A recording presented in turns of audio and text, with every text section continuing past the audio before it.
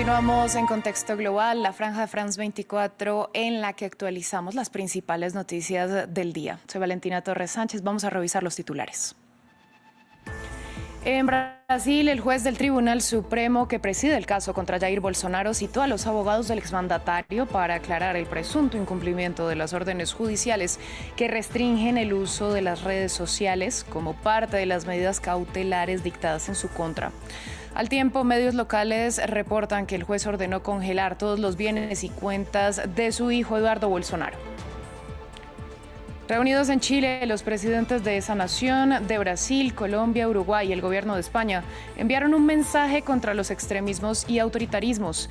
Aseguraron que es necesario fortalecer la democracia y el multilateralismo. De igual forma, condenaron los asesinatos diarios en Gaza. Israel amplió su asedio en Gaza y por primera vez ingresó tanques en el este y el sur de la ciudad de Deir al-Balá, donde hay miles de desplazados de otras zonas del enclave. Esto al tiempo que la Organización Mundial de la Salud denunció ataques contra sus instalaciones y su personal.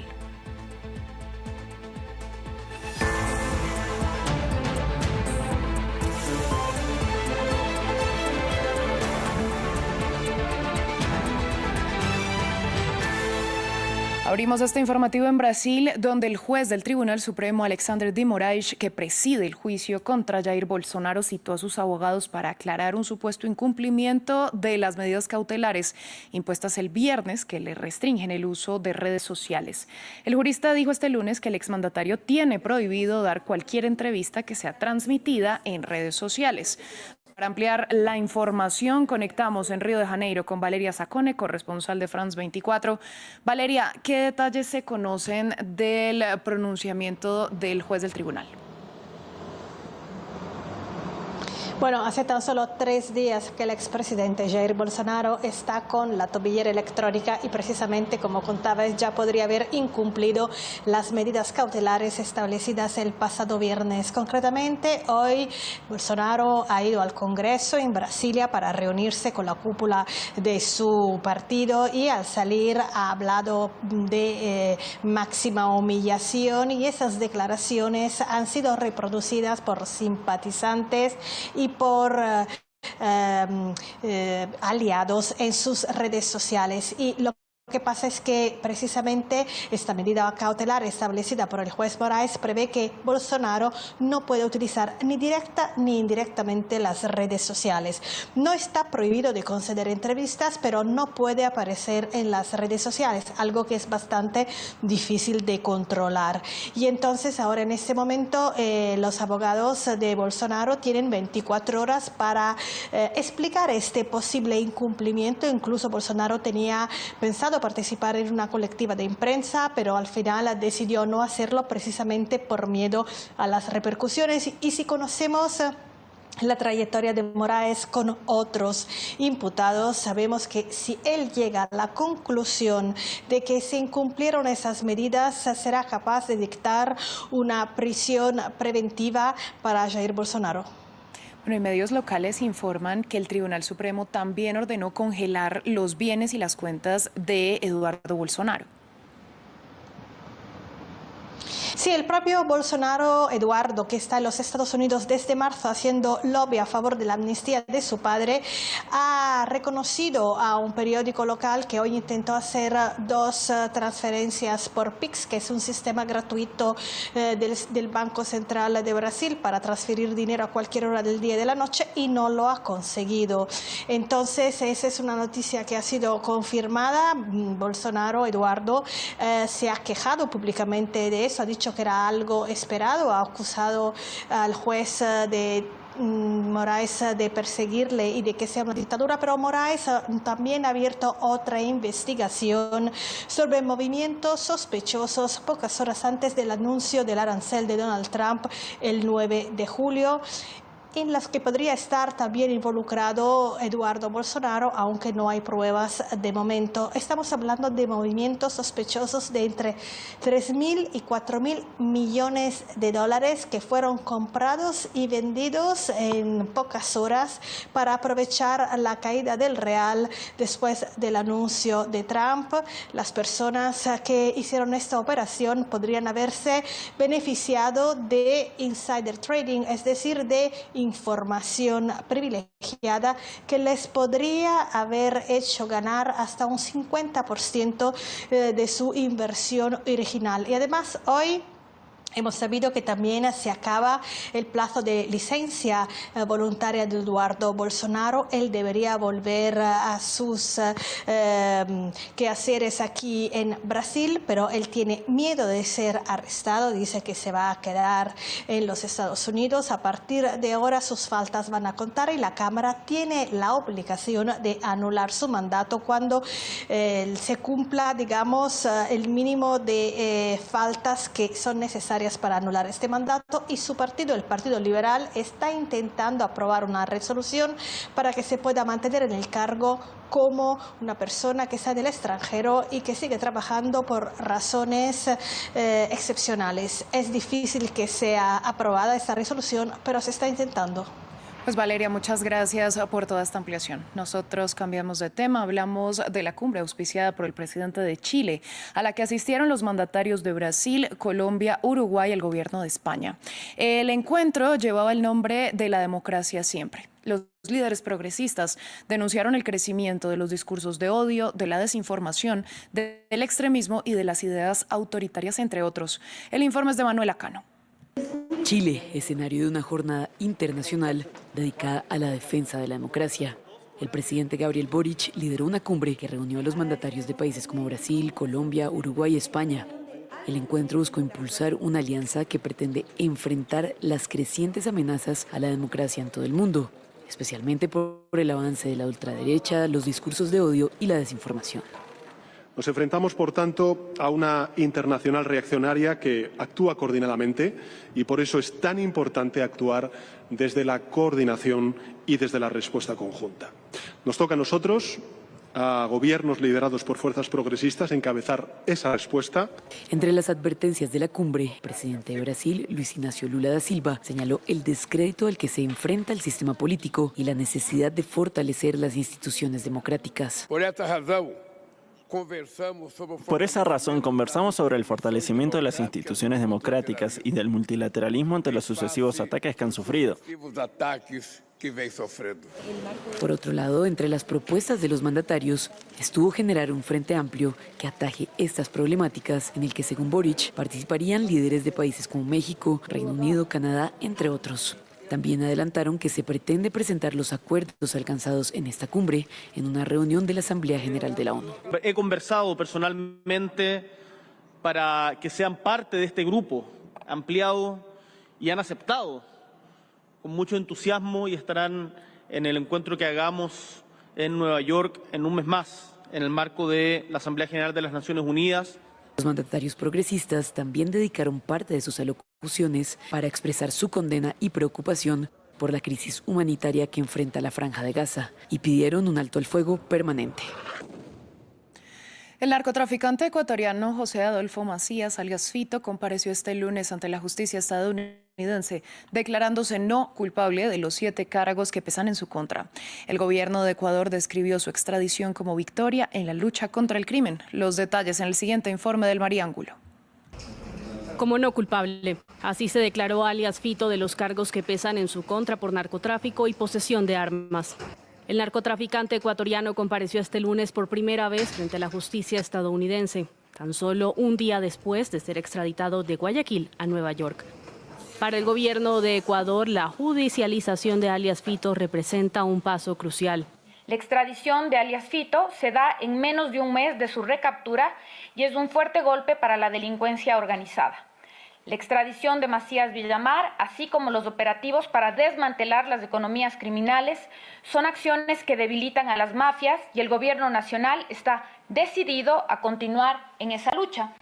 Su defensa argumentó que tras esta primera audiencia ante el Tribunal Federal para el Distrito Este de Nueva York, en Brooklyn, no ha conocido aún las evidencias en contra del líder de la llamada banda de los choneros y que por lo tanto todavía no evaluarían la negociación de un eventual acuerdo de culpabilidad ante el gobierno de Estados Unidos. Las acusaciones de Estados Unidos en su contra se relacionan con el tráfico de grandes cantidades de cocaína por parte de dicha organización criminal. Se trata del primer ecuatoriano en ser extraditado desde que fue restablecida esta posibilidad, tras el desarrollo de un referendo que fue impulsado por el presidente ecuatoriano Daniel Noboa.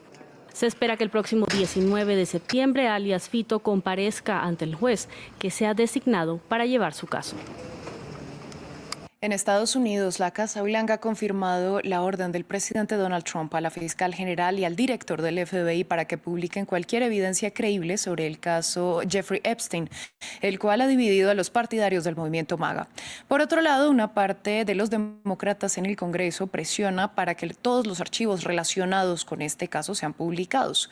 Más en el siguiente informe. El caso Jeffrey Epstein, una piedra en el zapato para Donald Trump. El anuncio del Departamento de Justicia y el FBI sobre la inexistencia de la supuesta lista de clientes de Epstein sigue generando malestar entre los seguidores de Trump, avivando las críticas sobre el manejo que ha tenido su administración respecto al tema. En medio de los cuestionamientos, Trump ordenó a la fiscal general Pam Bondi y al director del FBI, Kash Patel, revelar cualquier evidencia creíble sobre el caso. El presidente ha dicho que si el Departamento de Justicia y el FBI quieren seguir adelante con la publicación de más pruebas creíbles, deberían hacerlo. También les indicó el fin de semana que procedieran a revelar los documentos del gran jurado. El caso Epstein sigue a Trump desde su primer mandato debido a la presunta cercanía con el otrora financiero. Jeffrey Epstein fue acusado y arrestado por cargos de tráfico sexual antes de suicidarse en su celda en 2019. Pero la presión para esclarecer los vínculos del presidente con el fallecido multimillonario creció luego de que Elon Musk, en medio de una disputa con Trump, indicara que su nombre estaría en los archivos del financiero. El rechazo de un sector de los estadounidenses a las acciones de la administración avivó a los demócratas. La administración Trump está asustada. ¿Qué le ocultan al pueblo estadounidense? Publiquen los archivos para que el pueblo estadounidense pueda tomar una decisión. Para muchos, Trump ha utilizado otros temas para desviar la atención respecto al caso Epstein, que ha calificado de aburrido. No obstante, en Truth Social informó que actualmente la gestión de este caso le ha permitido elevar los niveles de popularidad entre los republicanos. Cambiamos de tema, vamos a la Franja de Gaza porque Israel amplió su asedio en el enclave palestino. Por primera vez ingresaron tanques al sur y el este de la ciudad de Deir al-Balá, donde se encuentran numerosos desplazados por la violencia en otras regiones del enclave. Esto al tiempo que la Organización Mundial de la Salud denunció ataques contra sus instalaciones y su personal, y el mismo día en que una veintena de países pidió el fin inmediato de la guerra. Ampliamos a continuación. En el centro de Gaza, un cráter muestra el lugar donde impactó un misil israelí, en un campamento donde miles de palestinos desplazados vivían en tiendas de campaña. El domingo por la mañana, el ejército israelí emitió una orden de evacuación y muchos huyeron. El lunes, Israel siguió los ataques aéreos con una operación terrestre en Deir al-Balá, donde las familias de los rehenes israelíes secuestrados por Hamas del 7 de octubre creen que se encuentran sus seres queridos. En una declaración conjunta, las familias dijeron que estaban conmocionadas y alarmadas por las noticias de una ofensiva israelí en la zona. Mientras tanto, la acción militar de Israel se produce en medio de numerosas noticias sobre el aumento de los niveles de hambre y hambruna en toda Gaza. Los niños están muriendo de hambre, lo juro por Dios, mis sobrinos están muriendo de hambre. No paran de decir, tenemos hambre, queremos comida, ¿de dónde la vamos a sacar? Por su parte, la Agencia de la ONU para los Refugiados Palestinos afirmó que había recibido mensajes desesperados sobre la hambruna de su personal. Según las Naciones Unidas, se trata de una crisis humanitaria que se agrava por momentos. Nuestros colegas de asuntos humanitarios advirtieron que la orden de desplazamiento masivo ha asestado otro golpe devastador al ya frágil sustento que mantiene con vida a la población de la Franja de Gaza.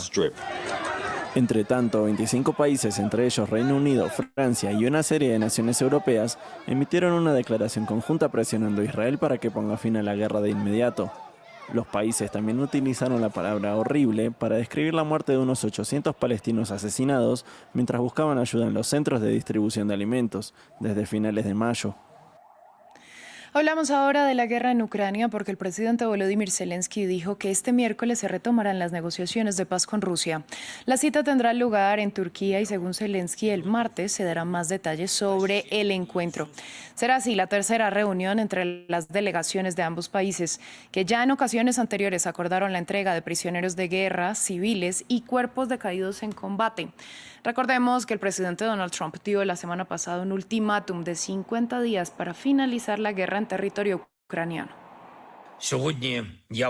Hoy conversé con Rustem Umerov sobre los preparativos para un intercambio de prisioneros y otra reunión con la parte rusa en Turquía. Umerov informó que la reunión está prevista para el miércoles. Mañana se darán más detalles. Fin del informativo. Gracias por su sintonía. Tenemos que iniciar este noticiero hablando de la pesadilla para millones de indocumentados en este país.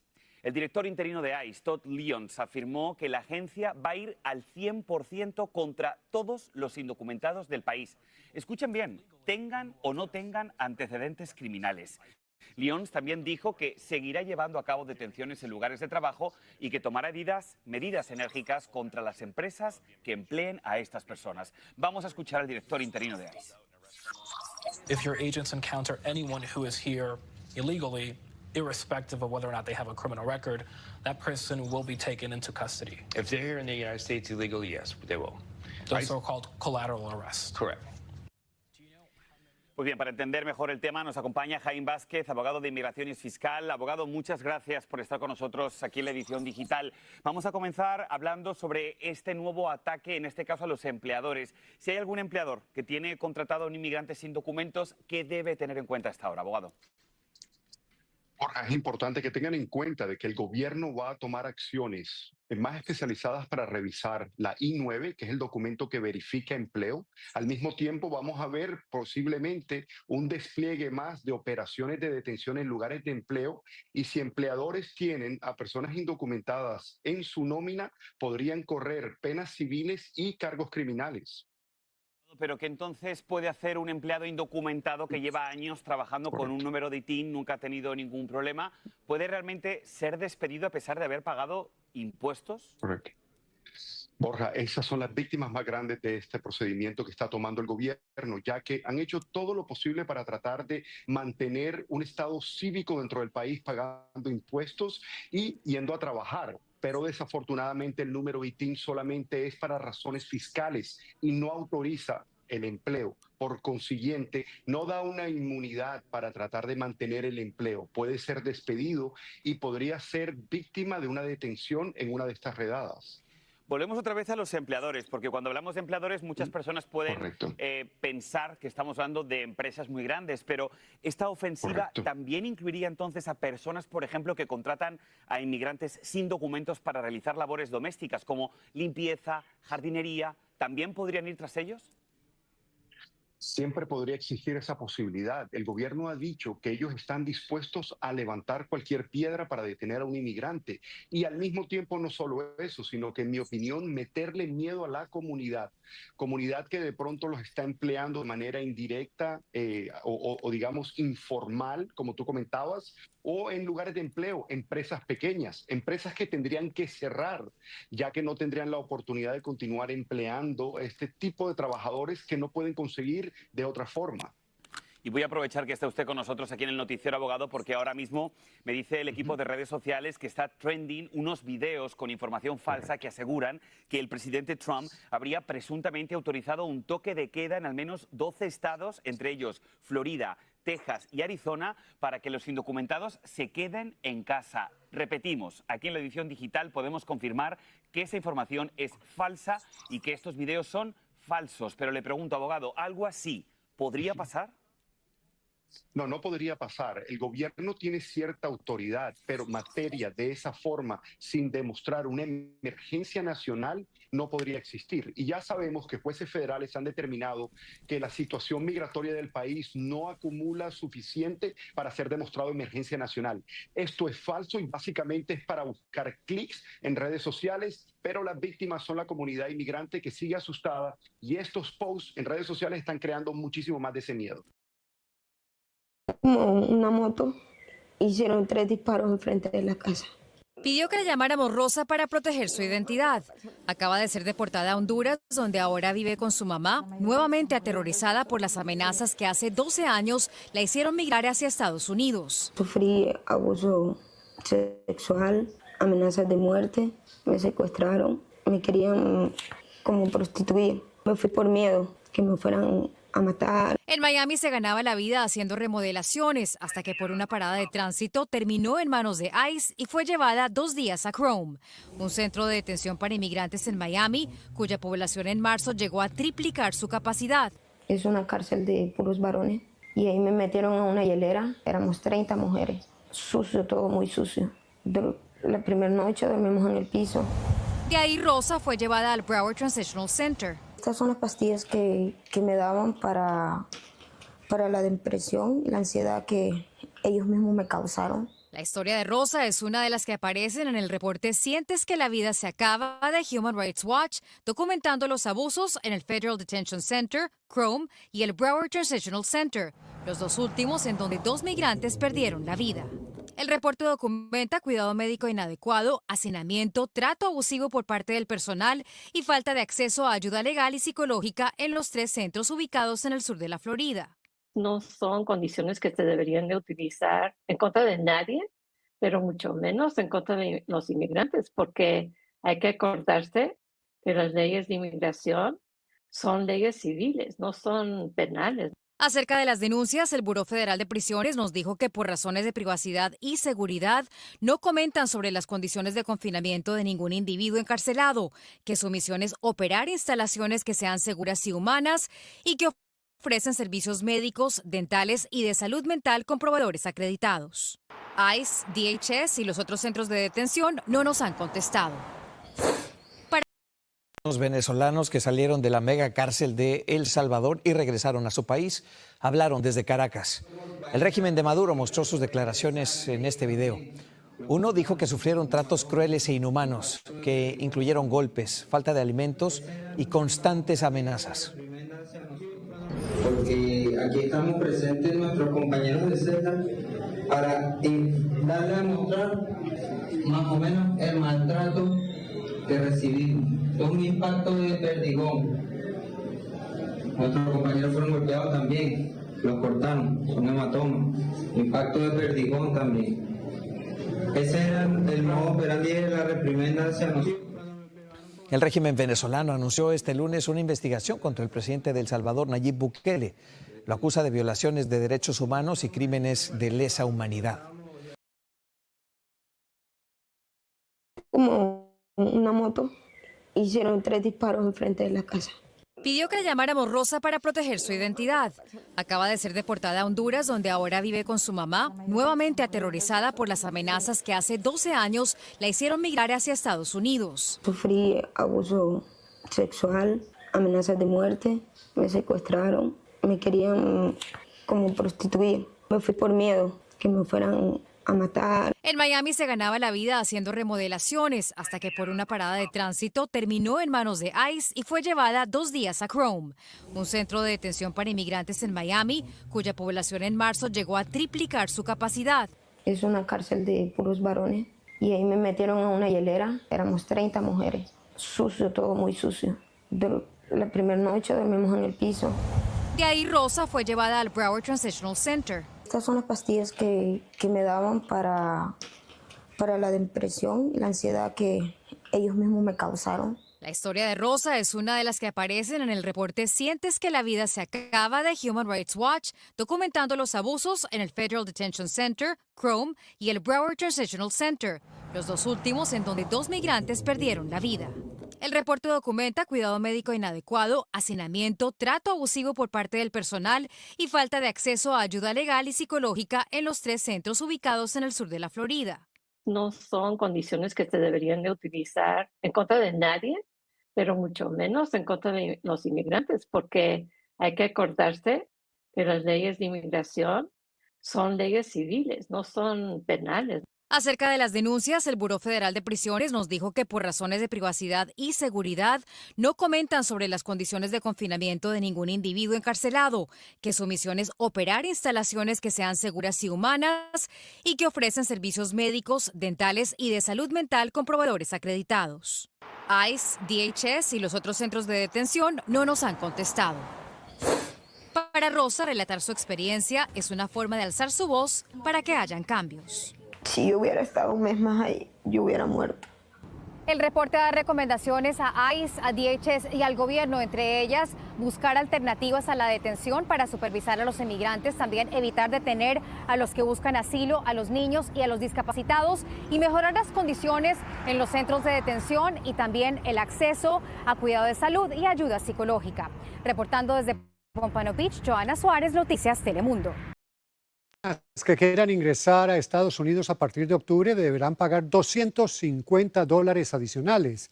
Se trata del llamado pago por la integridad de la visa, una tarifa que aplica a visas de turista, estudiante, trabajadores temporales y visas de no inmigrantes. Además, la Oficina del Servicio de Inmigración y Naturalización eliminó la gratitud de las solicitudes de asilo, por lo que ahora se pagará una tarifa de $100, tanto para aplicaciones como para renovaciones.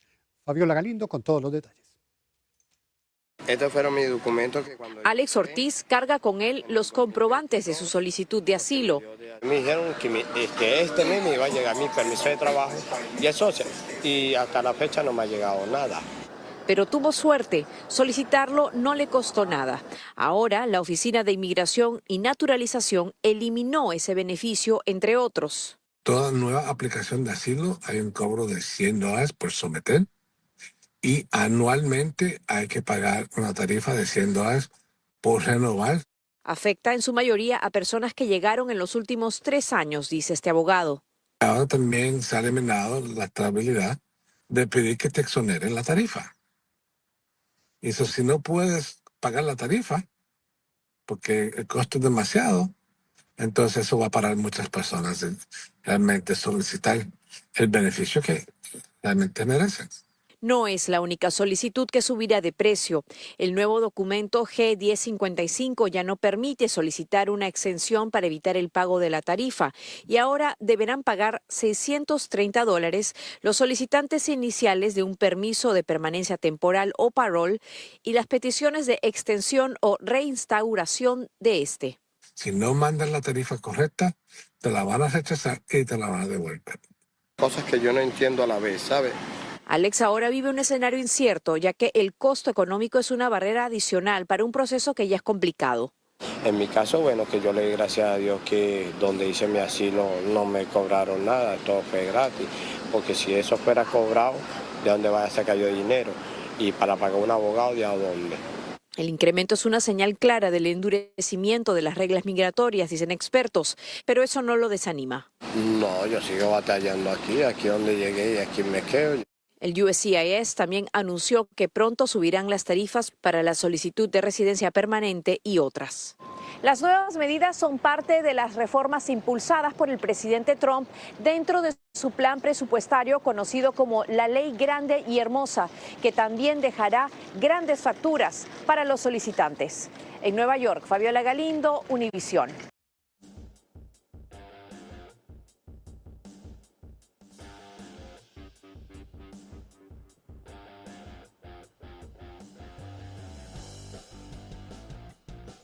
Buenos días, Muy buenos días.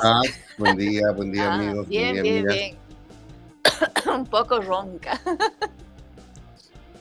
Sí, está un poco complicado el clima en Bolivia, creo.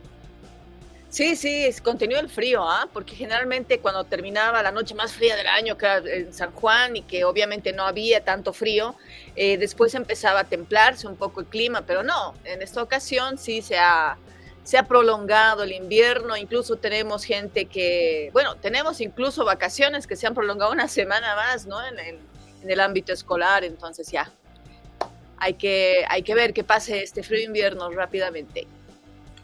Bien, ahí nosotros teníamos el informe, como desde octubre en realidad, las personas que quieran entrar a los Estados Unidos van a tener que pagar $250, ya sea una visa de turista o de negocios, que es la más popular en Latinoamérica, y también ya el tema del parol humanitario ya no es gratuito. Antes uno podía solicitar una visa humanitaria y dependiendo del caso, ya sea por un tema de persecución política o por violencia doméstica o incluso por algún tipo de acción excepcional en el país que uno vivía, podía tener acceso a esta visa de manera gratuita.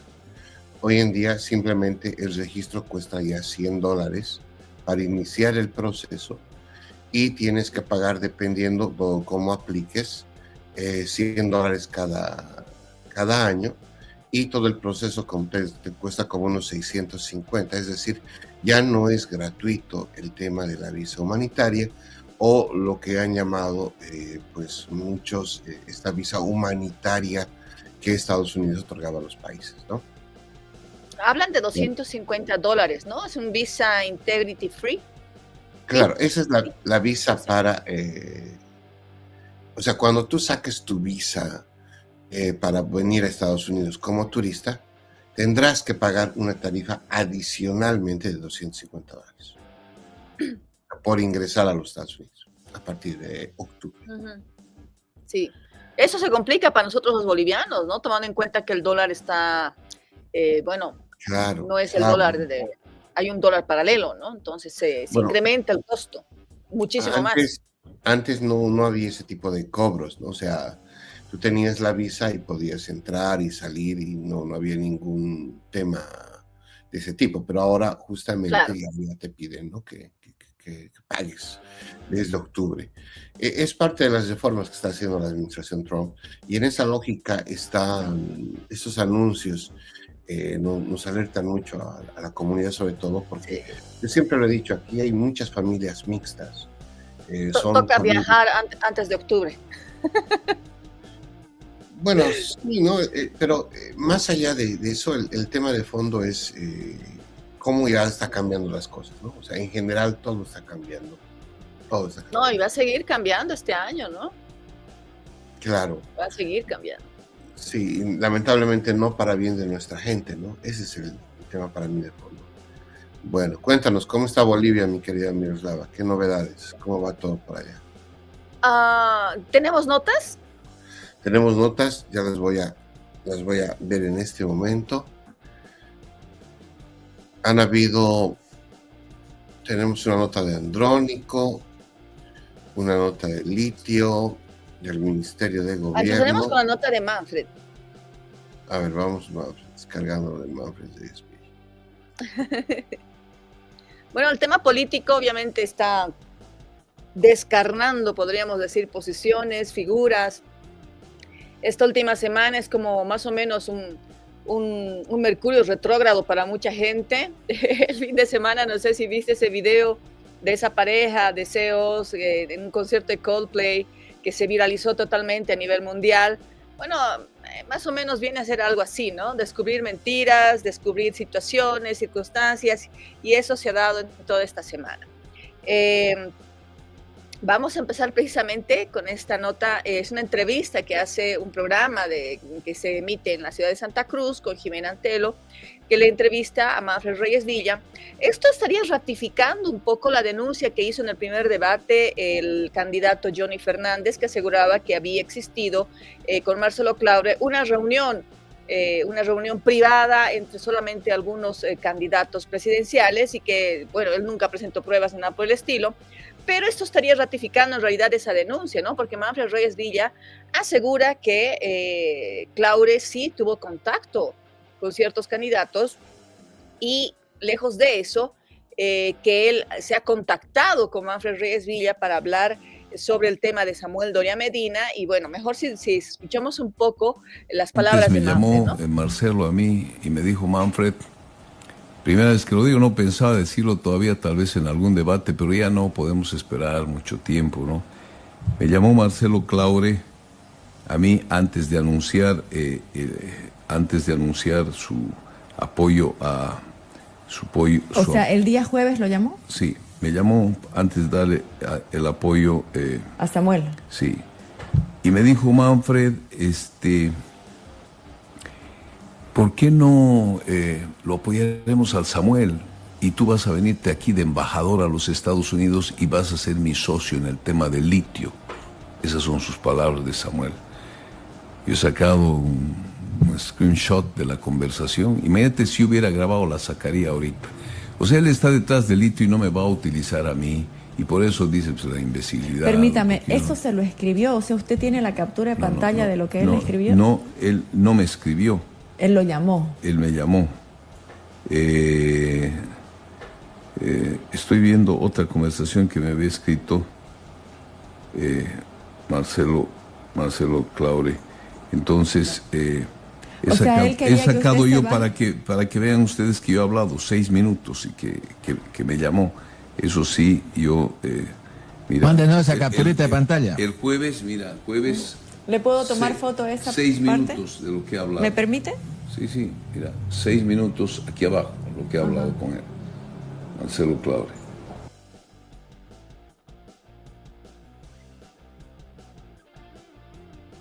Bueno, al respecto, te pasé la captura de pantalla, José. Vamos a ver. Bueno, es bueno recalcar un tema al respecto, ¿no? Marcelo Claure, obviamente, nadie le quita, es un empresario muy conocido, con empresas grandes en Estados Unidos, le importa, le interesa Bolivia de alguna u otra forma. Hay denuncias muy fuertes de que el interés por detrás es el litio. Él lo ha negado en muchas ocasiones, pero sí, digamos, está haciendo una especie de intervención quirúrgica en lo que implica cuál tendría que ser el futuro de Bolivia y quién tendría que presidir. Y obviamente eso ha despertado muchísimas sinsabores de varios sectores, sobre todo de la oposición, ¿no? Entonces nacen las denuncias por ese lado. Sí, bueno. Ahí vemos, ahí está la captura de pantalla que sacaba Jimena, los 6 minutos al que aduce Manfred Reyes Villa, y obviamente, ¿no es cierto?, que él quiere demostrar que sí tiene ese tipo de conversaciones con Marcelo Claure, ¿no?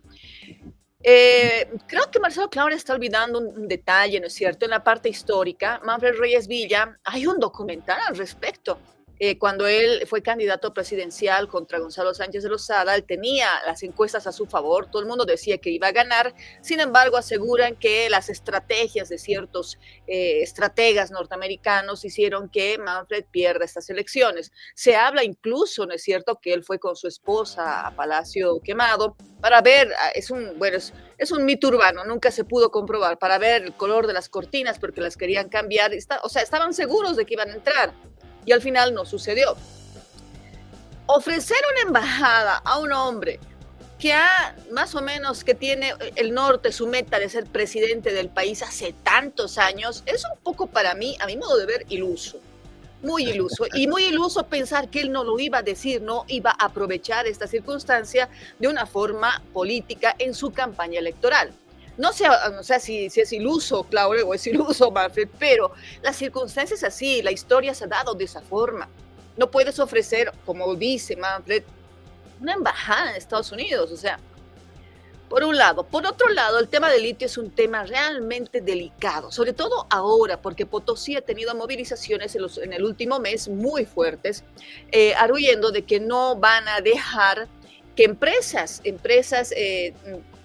observadas de dónde proceden, observado el contrato, el convenio, porque la Asamblea Legislativa quería tratarse el tema del contrato de litio, querían cerrar la gestión sacando este contrato.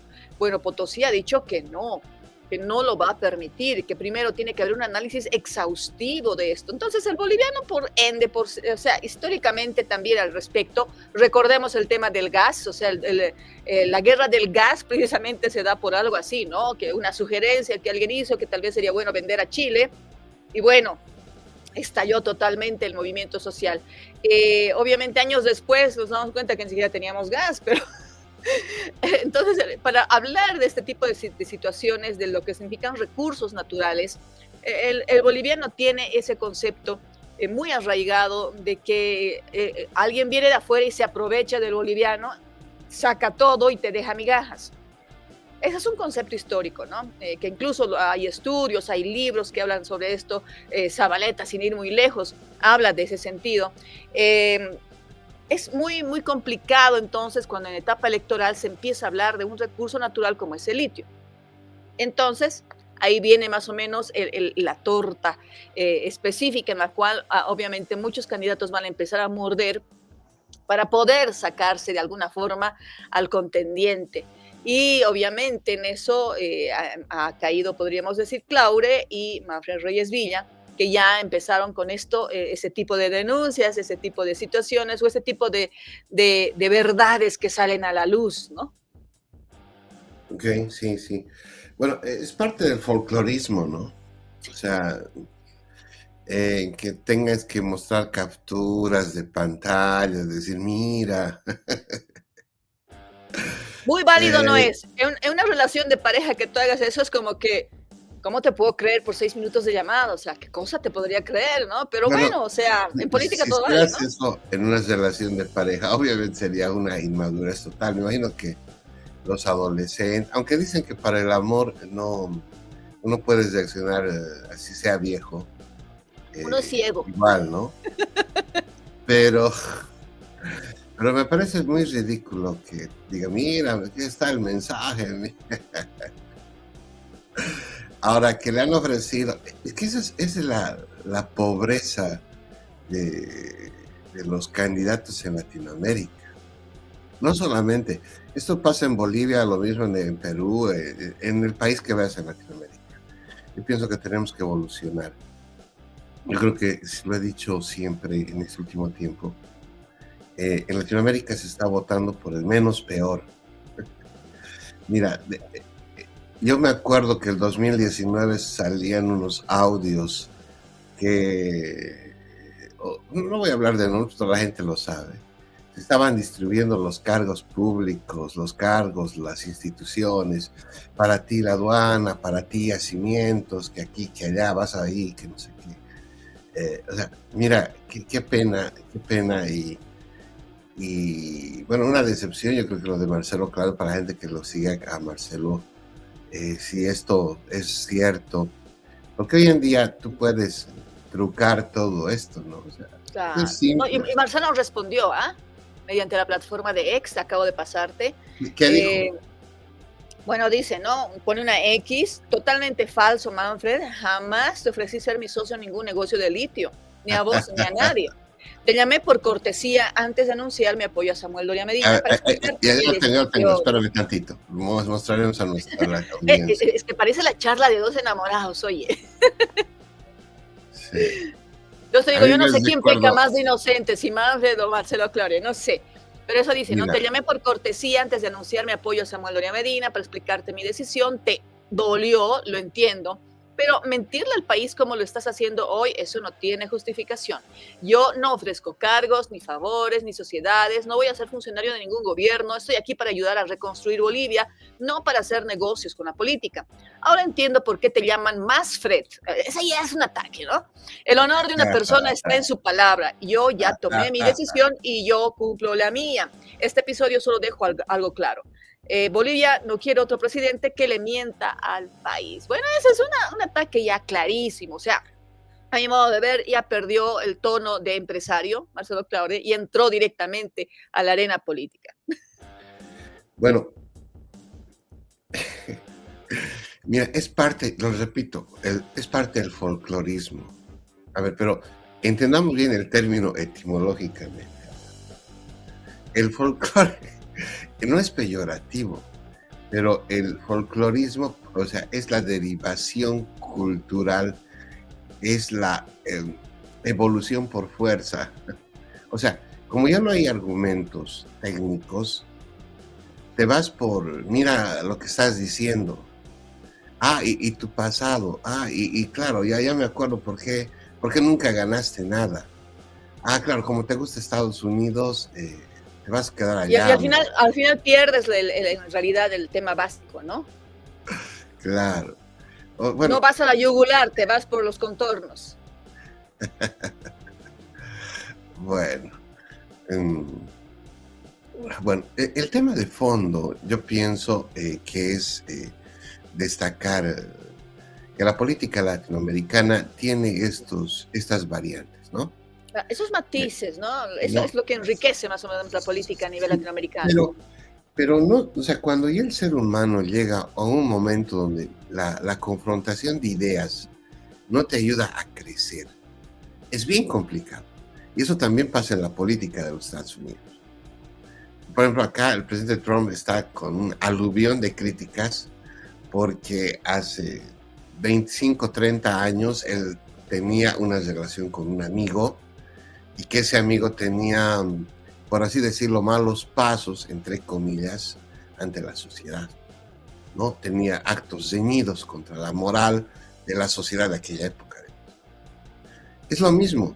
Mañana pasado va a aparecer algo que hace 20, 30 años lo descalifica uno de ellos y lo van a poner en evidencia pública porque pues llama la atención, etc. Bueno, vamos, ¿te parece con lo del litio, mi querida Miroslava? Sí, escuchemos más o menos cuáles son las manifestaciones que se dan en la Plaza Murillo con la gente de Potosí. Ahí está. Se vende, el litio no se vende, el litio no se vende, el litio no se vende, el litio no se vende. Su nombre antes. Walter Andrade Bustamante, de la ciudad de Tupiza. Walter, ¿qué es lo que están exigiendo, por favor, ustedes? No exigir, sino que se cumpla y se respete una cosa tan natural que es nuestro como es el Salar de Uyuni, donde está nuestro litio. Eso simplemente, ¿no? Ahora que va a haber las elecciones, todos, ¿no? Se comprometen y lo primero que sacan, industrializaremos dinero. Todo tiene un proceso. Si en el momento oportuno es, pero ahorita no es para nosotros, porque va a haber elecciones, va a haber un cambio de gobierno, entonces todo lo que se tiene, como se dice, en statu quo. Todo de statu quo. Así es, amigo. ¿Los dos contratos de litio o es que estos contratos ya... Los contratos también así firmados a medianoche, los contratos así firmados a medianoche, eso no puede ser posible, ¿no? Ahora, ¿qué pasa con el tema de Samuel Doria Medina y el empresario Claure, por favor? Bueno, somos dos empresarios que están postulando para la presidencia. Bueno, Raúl, ¿cómo se llama? Samuel Doria. Y el que está apoyado ya es público, Medina, pero bajo el apoyo, bajo lo que ya conocíamos a estos dos personajes, detrás de ellos hay una cortina de humo, intereses económicos. Y como dije al comienzo, si tienen tantas ganas de colaborar al país, tanto colaborar, hagan un casino. Así es, amigo. ¿Un casino de dónde? En el Salar de Uyuni, como hay en Las Vegas. Un casino sería buen negocio. Es claro. Eso contribuye al Estado en cuestión de impuestos, cualquier cantidad de dinero. Entonces, lo que ustedes están pidiendo es que no se toque el litio. No se toque el litio. ¿Hasta cuándo, pero? No se toque el litio. ¿Hasta cuándo? Hasta Dios que me dé mi existencia, no se va a tocar el litio. Y me queda 10 años, no se va a tocar el litio. Así como digo, como buen chicheño. ¿Qué tal? Bueno, como dice el señor, como buen... chicheño, de Tupiza. Bueno, hasta que el señor parta, hasta donde la fe lo mande. No, pero lejos de eso, creo que extraeremos un poco el asunto. El tema se está politizando, eso es más que obvio. Y creo que lo más prudente, si yo fuera, digamos, alguien que está aconsejando a esta gente, sobre todo los que hacen campaña, yo creo que lo mejor sería que se reúnan y hagan un convenio, ¿no? Un convenio que si yo llego a ser presidente, les prometo que vamos a analizar exhaustivamente cualquier contrato que se dé con el litio y que obviamente se va a dar en las condiciones favorables para Bolivia, no sé, algo así, para poder parar este asunto, porque sí podría crecer muchísimo y podría de alguna forma perjudicar el proceso electoral. Es mi modo de ver, pero bueno, mientras tanto lo están utilizando como una especie de palestra para poder lanzar dardos a quien puedan. Bueno, es una pena, ¿no? Bolivia está perdiendo. Yo me acuerdo de la entrevista que tú gestionaste a un técnico que tiene que ver con el tema del litio, que se dedica al análisis de este mineral. Y él decía, el tren se nos va, y la verdad nomás se nos va yendo, ¿no? Este señor debe ser muy notable, y por la edad, obviamente, yo lo respeto al señor. Pero cuando usted dice que hasta que yo me muera, mira, pero no es mala la idea que él dice, ¿no? O sea, yo pienso que a veces por cesarnos en convencionalismos, pues solamente miramos el árbol y no miramos el bosque. Y eso en la historia de Bolivia ha sido recurrente. En muchos momentos de la historia boliviana, por una por un nacionalismo extremo, por un dogmatismo extremo, hemos perdido grandes oportunidades. En este momento, en Chile y en Argentina se está explotando el litio, y no están pues con plantas piloto, no, sino que ya se está explotando el material. Ahí tenemos el video de la AFP, gracias a los amigos de la AFP, de la ANF, les decimos. Es un material libre que está en redes sociales y por eso también lo usamos. Y obviamente pues damos los créditos, ¿no?, de la agencia de noticias FIES de Bolivia. Entonces, yo pienso que pues ahí, ¿no?, debería ponerse en el salar un casino, debería ponerse entretenimiento, porque muchos turistas llegan ahí y hay mucha gente que le gusta el juego y obviamente, como dice el señor, o sea, eso podría ser un gran desarrollo para Uyuni. El alcalde de Uyuni puede sacar una ley, una normativa, no sé, debe haber algunas potestades que él tiene. Sí, todo tiene sus bemoles, José Antonio, por eso te decía, o sea, en este momento, cuando se está hablando de que el gas ya prácticamente ha desaparecido y es muy probable que se tenga que importar, el tema, por ejemplo, de que exista la posibilidad de que por lo menos se pueda extraer litio y poder tener cierto tipo de ingresos a nivel de Bolivia, es una ilusión para poder salir de esta crisis. Por eso es que lo han tocado en varios debates, se ha hablado incluso del tema de que el litio es necesario venderlo, es necesario hacer algo con el litio.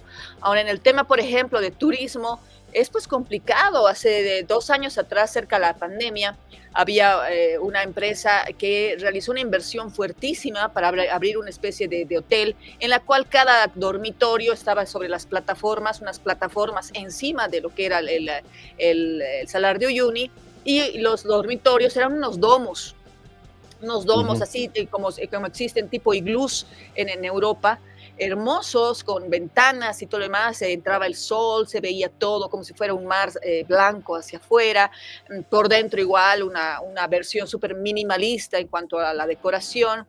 Fueron incendiados, fueron quemados por gente de la región, porque no, o sea, había una protesta de que ellos estaban usufructuando, o sea, estaban ganando mucho dinero y no estaban dejando nada a la región. A eso me voy, o sea, es realmente muy complejo lo que se ofrece. ¿Por qué? Porque no hay una seguridad totalmente jurídica respecto a lo que podría ser una empresa en esta área para poder hacer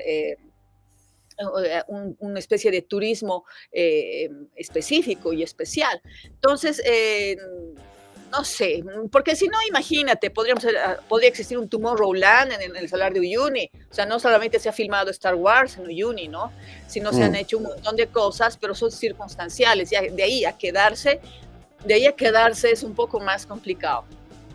Otra vez volvemos con el tema de seguridad jurídica, ¿no? Ajá. O sea, si no puedes poner una tienda, lo que fuera, cualquier negocio, imagínate, ¿no? Por eso hay mucho, juega el rol del Estado. Pues. Ahí debería justamente el rol del Estado garante de derechos, si digamos tú inviertes y promueves, claro que sí. Por eso te decía... Yo escuché una propuesta de Rodrigo Paz y le mando saludos, y la víspera hemos estado ahí escribiéndonos el candidato. Y él decía, Rodrigo Paz, que él quiere invertir $40 millones de manera directa a la entrada del Gran Poder en La Paz. Y él me decía de que esta inversión de 40 millones sería directamente con la asociación, para que la Asociación de Conjuntos Folclóricos del Gran Poder en La Paz, una de las más fastuosas entradas en Bolivia, de danzas folclóricas, pues se invierta y eso se lo empresa, ¿no? Es que, a ver, yo no pienso que no hay que inventar nada en Bolivia. Hay tradiciones que funcionan, la gente se une para Urcupiña, se une para el Gran Poder, se une para el Carnaval de Oruro, se une para la selección boliviana. ¿Qué cosa más nos unen a los bolivianos? Para las verbenas, o sea, todo ese tipo de hechos a la bolivianidad, si vale el término, une. Entonces, ver lo que nos une, sabemos lo que nos va a desunir, si vale el término, lo que nos separa. Entonces, invertir en eso. Pero para ello tiene que haber garantía. O sea, es necesario que cualquier candidato garantice. Y los candidatos no son tontos, obviamente se dan cuenta de eso.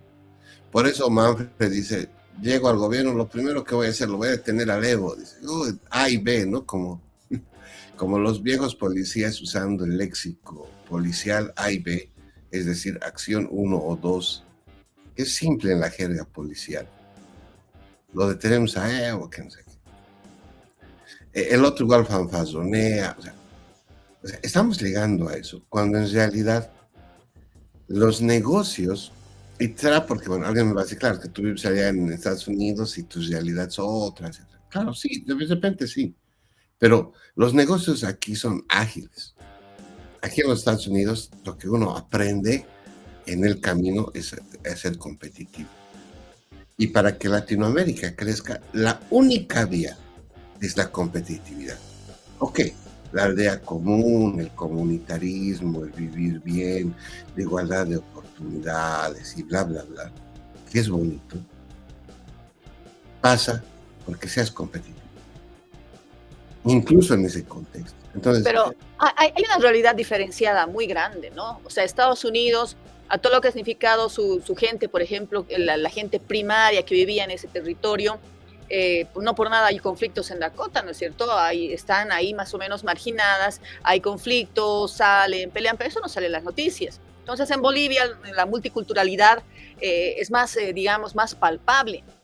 Y entonces nosotros tenemos como un país que tiene muchísimas culturas internamente, tratar de encontrar un equilibrio precisamente entre todas esas culturas. Y eso es algo que no lo logró ni siquiera el movimiento al socialismo, porque al final, por dar y favorecer a un sector que obviamente históricamente merecía ser favorecido, se extralimitó en ese sentido, olvidando otros sectores. Eso es lo que ha pasado en nuestro país. Y bueno, el boliviano, lastimosamente, ha tenido en su historia no solamente este tipo de actitudes por parte de lo que ha significado las élites políticas, porque al final el movimiento socialismo se convirtió en una élite política con el curso de los años, sino que también existe ese tema de que todo lo que implica el desarrollo para poder tener un buen futuro como país latinoamericano se limita a un copy-paste, se limita, por ejemplo, a copiar o a tratar de traer fórmulas de otros países creyendo que va a funcionar en el nuestro, y eso tampoco es así. Por eso yo estoy viendo una campaña electoral que prácticamente está repitiendo patrones que se han dado en años atrás. Es como si en vez de haber, digamos, desarrollado algo hacia el futuro, se ha quedado estacionado y ha esperado la oportunidad para resurgir nuevamente. Esa es mi óptica a nivel, o sea, como boliviana, ¿no es cierto? Por eso yo te decía, qué bueno sería cortar de raíz este problema y reunirse todos los candidatos y decir, ya, vamos a hacer un convenio, un acuerdo con la gente de Potosí, porque quien sea candidato, sea yo, seas tú, así como el Spider-Man, ¿no? Vamos a hacer esto. Despreocúpense, pero este tema lo zanjaremos. O sea, tendremos una etapa electoral tranquila. Ya no empezar a sacar y decir, ya saben qué, hurgaremos el avispero para que a ver qué revienta más o menos. Porque ahorita están en esa posición. Mira, el tema de Potosí, yo me acuerdo, como te digo, hace 30 años, que siguen. Potosí ha cambiado, ¿ah? Potosí ha cambiado. Eso se notó muchísimo el 2019. Claro, pero en este tema Potosí sigue siendo así de conservador. O sea, en el tema del litio, claro, siguen viendo el tema de ¿y cuánto me vas a dejar? ¿Y por qué estás ganando tanto? Pero me refiero a que ha cambiado Potosí en el sentido de la unidad. No existía eso hace unos 10, 20 años atrás, no existía. Porque en el tema de la unidad, incluso el 2019, que antes era totalmente masista, porque tú veías un mapa casi azul hacia ese lado, salieron prácticamente grandes cantidades de personas para apoyar en el 2019 de que no se repita la historia y no sea reelegido Evo Morales. Eso es algo totalmente histórico. Entonces, Potosí hoy en día como comité cívico, como dirigentes que están manejando bases, es un puntal, digamos, en el sentido de que ya no están siguiendo, digamos, las directrices de lo que ha significado el movimiento al socialismo, el oficialismo, la izquierda y todo lo demás, sino que tiene ya un pensamiento más concreto, ¿no? Bueno, en mis épocas de periodista en Bolivia, el Comité Cívico de Potosí, el COMCIPO, siempre dependía del tema político. Ahora ya no. Porque sus aportes estaban ligados a la minería. O sea, ¿por qué el Comité Cívico tenía ese poder de movilización siempre? Porque tenían el aporte de las comercializadoras mineras y de las cooperativas mineras, que en esencia pagaban a su cuota sindical, llamarle como quieras, a que la organización funcione. Con el tiempo, COMCIPO siempre ha respondido a temas políticos. Cuando el MNR estaba en el gobierno, el COMCIPO era pues osado, o sea, era de ese partido. Cuando el MAS asumió el poder, obviamente fue absorbido por el tema. Porque como tú sabes bien, mi querida Miroslava, el tema de la economía política van de la mano. Entonces, claro, por eso te digo, pero eso se desestructuró desde el 2019. Claro, cambió totalmente el norte. En el tema del litio, es el mismo discurso de hace 30 años. No ese contrato. ¿Cuánto va a dejar para la región? Uy, no, está dejando muy poquito para la región. ¿Sabes? Están en su justo derecho, pero... No, desde luego. Todo el mundo quiere ganar más en la vida, por supuesto. Claro, y se lo merecen, ¿no? Tal vez sí, tal vez no, eso es relativo. El tema de fondo es, ¿qué pasa con un recurso natural que en este momento sigue siendo de moda, pero que en los siguientes 10 años puede dejar de ser? Ese es el tema de fondo. Mientras tus vecinos ya están explotando, tú sigues discutiendo, pero ¿y por qué va a ganar tanto? Es la falta de claridad también, ¿no, José Antonio? O sea, lo que podríamos decir, la parte política, la parte en el Ejecutivo, nunca han tenido una claridad exacta, ¿no? Cuando se habla de socializar, ellos piensan que socializar es llamar a sus 5 amigos que sí lo van a apoyar y no llamar realmente a los interlocutores correspondientes. Entonces, ese ha sido el error de la Asamblea Legislativa, ha sido ese. Porque después de que ha habido el conflicto han dicho, no, rechazamos, no queremos que ustedes sigan adelante tratando el tema, recién han dicho, entonces socializaremos. ¿Pero acaso no socializaron antes?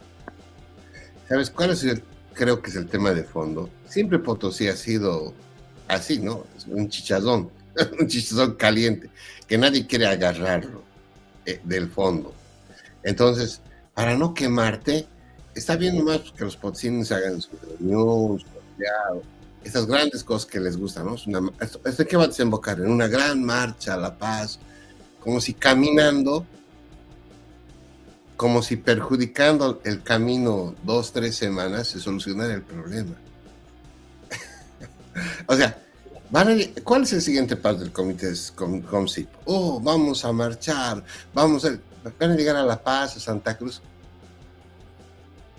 ¿Qué han cambiado algo en la historia? El litio ha subido de precio. Hay un nuevo contrato. Pero es que no le corresponde a COMCIPO el tema del precio del litio ya. Claro, es que COMCIPO está presionando y está diciendo, nos oponemos.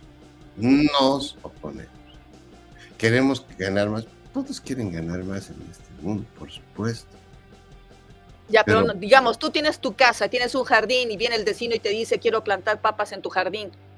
Entonces tú tienes que poner las reglas claras, ¿no es cierto? No es simple y llanamente decir, con tal de que, ya, listo, ya, agárrate de mi jardín. No lo ¿Sabes vas a hacer? cuál es el tema? Que pueden haber muchas casas que cosechen papa. ¿Me tengo que sentir orgulloso porque eligieron mi jardín? ¿Algo así? No, porque para mí, tú tienes que ser parte competitivo si quieres hacer papas. Si no quieres hacer papas, haz nomás tu cerco. Que nadie entre a tu jardín, ponle una carpa, que nadie ni te lo mire. Créeme que no va a afectar al resto de la gente. A eso me voy, reglas claras, que acepten que tú tienes que tener unas reglas claras de cómo la otra parte, o sea, es de dos partes. Si no existe una claridad y reglas claras, obviamente no va a poder funcionar. Mira, si hay reglas claras, se ha quemado, dices, en el Salar de Uyuni un hotel. ¿Qué pasa ahí? ¿No hubieron reglas claras? No, por supuesto. Entonces, ¿qué vas a decir? No, amigo, o sea, tú tienes abandonado tu jardín, te lo voy a expropiar tu casa. No, tampoco funciona así. Claro, eso voy. O sea, el respeto a las normas pasa por una convivencia común. O sea, las normas, ¿qué hacen? De que todos comulguemos, digamos, ya, ok, estos son los parámetros. Estás llegando al mismo punto que yo, reglas claras y claridad. Eso es lo que hace falta. En el caso de Comcipo, es una oposición política. No es un tema de reglas claras, no es un tema del contrato como tal. Lo que el Comcipo lo está diciendo, siempre lo ha dicho. Es lo que te dije hace instantes. Están utilizando en forma política. Claro, están utilizando de forma política y por eso sería bueno cortar de raíz, es lo que te decía al principio. No, pero ¿cómo cortarías de raíz? A ver, juguemos a interpretar. A eso, pero acabo de decirte, José Antonio, que lo mejor y lo más saludable sería que los candidatos digan, miren, vamos a hacer este compromiso, sea quien sea el presidente, vamos a tener reglas claras, va a haber claridad y vamos a manejar de esta forma. Listo, pero ¿qué haces, de contar? Mi querida Miroslava, ¿qué haces con un puñado de líderes que no representan a las mayorías? Entonces, pero ¿tú crees? Ya te estás haciendo tú al otro lado, estás haciendo al lado más negativo, podríamos decir. No, yo soy un contra optimista. Pero el tema, yo pienso que el tema de Comcipo como tal, el tema del litio, es una falta de evolución institucional y es una parte de la crisis estructural que tiene Bolivia en sus organizaciones. Para mí es eso. Y mientras tanto, el tren se nos va. Ese es el tema de fondo. Bien. ¿Estás ahí? Ah, ya. Te vi un cachito congelado. Tenemos el tema del Ministerio de Gobierno y también tenemos lo de Andrónico. Empecemos ahora con otro conflicto. Yo creo que nos va a llevar unos 10 minutos más por lo menos. Escuchemos a Andrónico y una declaración que hizo el pasado domingo en la Red 1. Mientras el debate se realizaba en Unitel, él tenía una entrevista en la Red 1. O sea, es realmente bien graciosa esta situación como del gato y del ratón, ¿no es cierto? El anterior debate era al revés. Y en el cual se hace una entrevista grabada, o sea, ni siquiera fue en vivo, fue grabada, en la que hicieron, no estaba muy bien producida. Lastimosamente se puede observar que fue una producción un poco pobre para un tipo de entrevista así. Pero tú fuiste periodista de la Red 1, Miroslava. Sí, lo sé. Claro. Yo ya no soy periodista de la Red 1. Entonces... No, pero te digo eso, que tú lo comentes así, me parece recontra revelador. Es que es así. A mi modo de ver, la producción incluso fue muy pobre, ¿no? Es un escenario totalmente negro, 2 sillas y un periodista que está prácticamente echado en el sillón, cuando en realidad tendría que prácticamente ser algo un poco más formal, porque hablamos de un candidato presidencial y probablemente un futuro presidente. O sea, tú no sabes quién está sentado frente a tuyo hasta que pase algo el 17 de agosto. Pero él hace una consulta en la cual podemos observar un candidato que realmente o está estresado o está, digamos, es muy tímido o no maneja muy bien sus pensamientos cuando está bajo presión, o realmente es lo que él dice, que es lo que, bueno, obviamente como candidato presidencial y hablando fríamente en cancha, tendría que ser así. Entonces, a ver, escuche esto.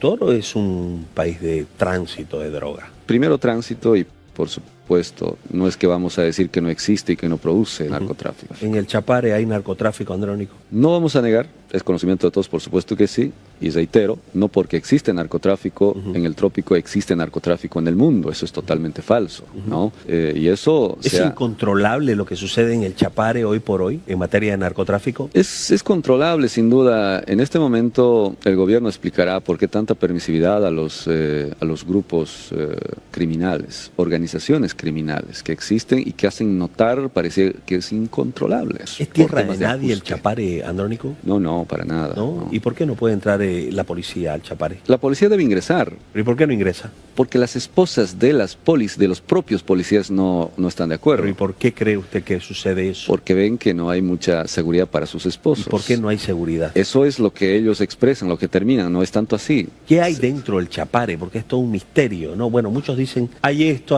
otro, pero ¿qué hay dentro del Chapare en el marco de este tema del que nos estamos ocupando, que es narcotráfico? ¿Hay mafia ahí adentro? ¿Hay organizaciones criminales organizadas ahí? ¿Hay carteles internacionales del narcotráfico operando dentro de lo que es el Chapare? El trópico de Cochabamba está contemplado en 3 provincias, 5 municipios, 6 federaciones. Es una región como cualquier lugar, ¿no? Hay mucha producción de fruta, hay mucha gente amable, buena, hay mucho turismo. Lo malo es que se ha estigmatizado de la peor manera. Si usted fuera presidente del país, ¿militarizaría el Chapare? No es necesaria. No, no es necesario. ¿Cómo lo manejaría? De la manera más concertada. Trópico de Cochabamba no es como piensan, una zona violenta, una zona de criminales. No puede haber de ninguna manera en ninguna zona de nuestro país organización criminal. ¿Ya? Eso tenemos que eliminar, sin duda. Si usted es presidente, ¿volverá la DEA al país? No, para nada. ¿Por qué? Porque no es necesaria. Hemos nacionalizado la lucha contra el narcotráfico. No podemos depender de fuerzas extranjeras que vienen no solamente con una función de luchar contra el narcotráfico, vienen también con otras funciones que han empezado a generar conflictos sociales y políticos en la región del Trópico de Cochabamba. Porque usted me dice, no es necesario que venga la DEA, nosotros podemos solos. Por supuesto. Bien, pero teníamos... ¿Qué te parece, José Antonio? O sea, son unas falacias que se han dado, hay 2 más todavía, pero me pareció muy interesante precisamente esta, ¿no? En el sentido de que las falacias son así. Tú estás escuchando, ¿no? Que él está admitiendo que existe narcotráfico. Y luego habla de estigmatización de la zona. Son muy fuertes esas palabras, tomando en cuenta que él viene precisamente del Chapare, ¿no es cierto? Obviamente él ha sacado en sus redes sociales, ya no me dio tiempo de bajar, una explicación diciendo que se ha tergiversado sus palabras. Pero tú estás escuchando. ¿Cómo podrías tergiversar un diálogo de esa manera? No solamente de esto, sino de otros 2 temas más. ¿Hay narcotráfico? Sí, hay narcotráfico. Y él lo está diciendo. Y luego dice, no deberían estigmatizar el trópico de Cochabamba. ¿Por qué no entra la policía? ¿Por qué no hay seguridad? O sea, son falacias, son, digamos, incongruencias que se da en un diálogo, que obviamente creo que es lo más enriquecedor que se puede extraer de esa entrevista, porque después hubieron algunos desaciertos, pero sí podríamos decir que esta es la parte más dolorosa, en el sentido de que él sí está admitiendo, y no cualquiera lo está admitiendo alguien que viene de las bases, que viene del centro del trópico de Cochabamba. Obviamente trata de mejorar cuando habla y dice, no deberíamos estigmatizar. Pero entonces, ¿qué estás haciendo, amigo? ¿Qué estás haciendo para que no se estigmatice si tú estás diciendo que sí hay narcotráfico? Bueno, es voz populi, ¿no? Pero también, o sea, no puedes tapar el sol con un dedo, ¿no? O sea, pero ahora, a ver, no hay que ser tampoco ingenuos, o sea, este canal siempre ha sido funcional en la última época a la gente del MAS, o sea, tanto en los... a mí me decían, hay medios de comunicación en Bolivia que están en la lista negra y hay algunos que no están en la lista negra. Y este canal no era de la lista negra, o sea, recibía pauta del gobierno, se ha beneficiado de todo esa época de Evo, es decir, ganó plata, ¿no? Entonces, ahora que lo entrevisten ahí, obviamente, pues para que seas creíble como medio de comunicación, tienes que tener, digamos, también, pues, algunos elementos para que la opinión pública diga, sí, es creíble lo que tú haces. Esta entrevista, fíjate, está recontra cortada o está editada, está muy editada. O sea, para los que estamos metidos en el tema de medios, nos damos cuenta cómo... A eso me voy, como una entrevista cuando la competencia está con un debate con otros candidatos, va a ser grabada. A eso yo te decía, para mí fue muy pobre. Mínimamente deberías poner un croma, pero lejos de la parte de producción, viene a ser el hecho de que obviamente iba a ser mucho mejor tener la claridad de que era en vivo y que la respuesta era totalmente natural. Pero aún así, pese a que hemos visto que se ha editado esta entrevista, existe este tipo de respuestas, ¿no? No sé, yo creo que va a traer muchas consecuencias, ¿ah? Yo creo que esto le va a quitar muchísimo a Andrónico Rodríguez si lo manejan, porque Causacho Uncoca va a ser la primera en saltar, o ya ha debido saltar, ni me he fijado. Pero es más que obvio que en este tema, en lo que refiere a la campaña electoral, ahí te decía, ¿no? Salen a la luz muchas mentiras y muchas cosas que, por ejemplo, estas, ¿no? Como hace rato teníamos a San Manfred hablando de Claudia y de litio, ahora tenemos a Andrónico hablando de narcotráfico, que sí existiría en el trópico, pero no deberíamos estigmatizar. Bueno, es parte del folclorismo, los repito. Vámonos con el ministro de Gobierno. ¿Qué ha dicho? Es la respuesta del gobierno a esta declaración. Wow. Eso sí hay que escucharlo. A ver, el ministro de Gobierno habla sobre el narcotráfico en Bolivia. Entonces, vemos por qué los asesores del señor Andrónico Rodríguez le recomiendan no participar en debates, le recomiendan no tener contacto con los medios de comunicación, porque cada vez que habla mete la pata. No solo en lo que se refiere al trópico de Cochabamba, él ha hecho una vida sindical, ha vivido en esa región y recién se atreve a hablar de estos temas, que cuidado el día de mañana le esté llamando la atención y nuevamente se declare en silencio todas las declaraciones que él pueda dar. Por otro lado, es importante manifestar también que condenamos, reprochamos las declaraciones respecto a que el señor Fernando Camacho es un preso político. No podemos olvidar que justamente hace un año, para que él nuevamente sea elegido presidente del Senado, se ha firmado un acuerdo con el partido de oposición, el cual él había negado rotundamente, pero además había manifestado que él en ningún momento ha cruzado ríos de sangre, dando un revés político y desconociendo la muerte de nuestros compañeros en Sacaba y en Sencata. Ahora nuevamente vemos, por eso decimos que cada vez que habla mete la pata, ahora señala de que Luis Fernando Camacho es un preso político, lo que demuestra que el único candidato del bloque popular es el que no hace este tipo de declaraciones, pero además siempre tiene presente a las víctimas, pero además también ha trabajado y seguramente va a seguir trabajando en dar justicia a todas las familias que han perdido un ser querido. Claro, él está hablando de su candidato, ¿no? Eduardo del Castillo, que ha sido ministro de Gobierno y que obviamente antes de salir hizo un gran operativo en contra del narcotráfico en el trópico de Cochabamba. Pero como tú puedes ver, son dos incongruencias, por eso no alcanzamos el tiempo para poner la otra, que cuando él habla y dice de Camacho que es un preso político, o sea, admite que es un preso político, y por eso salió también esa declaración de él en sus redes diciendo que lo han tergiversado, que él no en ningún momento dijo preso político, ¿no?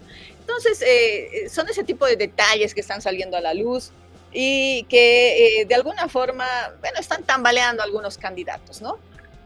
Bueno, estamos viviendo momentos electorales en Bolivia, amigos y amigas, y ahí Miroslava Fernández dándonos sus puntos de vista. ¿Sabes, Miroslava? Yo pienso que esto va a dar mucha más tela que cortar. Va a estar mucho mejor. Va a ser mucho mejor, más mejor.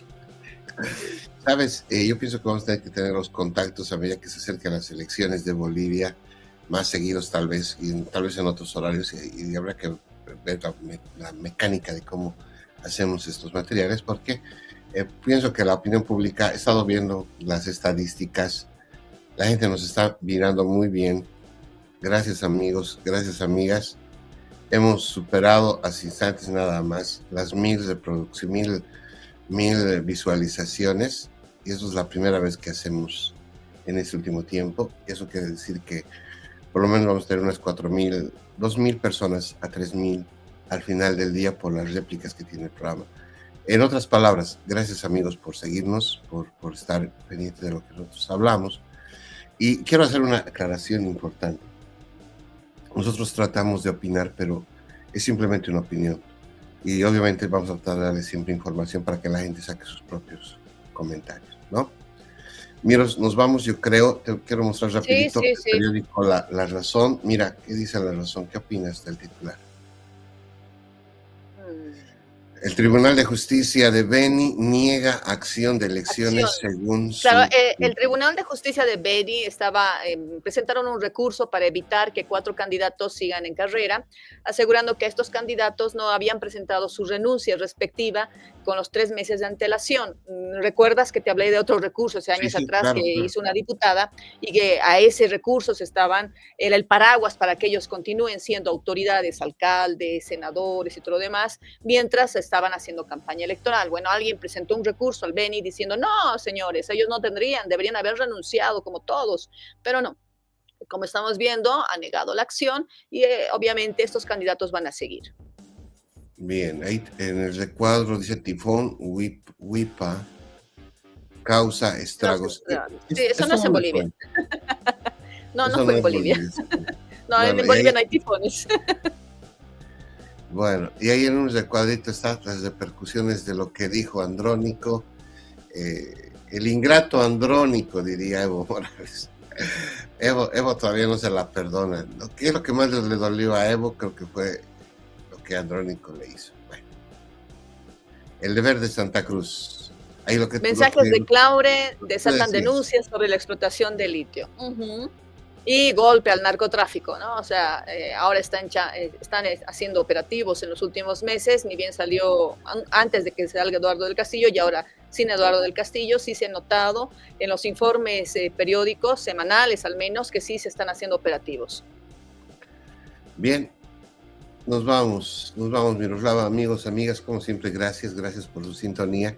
Mañana, Dios mediante, estaremos a las 7 de la mañana en una edición similar desde Bolivia y desde los Estados Unidos, desde la costa este de los Estados Unidos. Un dato para el día de hoy. Mira, este 22 de julio será el segundo día más corto jamás registrado en el planeta. La Tierra girará más rápido, el planeta completará su rotación en 1.34 milisegundos, menos que las tradicionales 24 horas, lo que lo convertirá en el segundo día más corto desde que existen registros modernos. Este dato es observado desde 1973, así que señores, apúrense porque es el día más corto del año.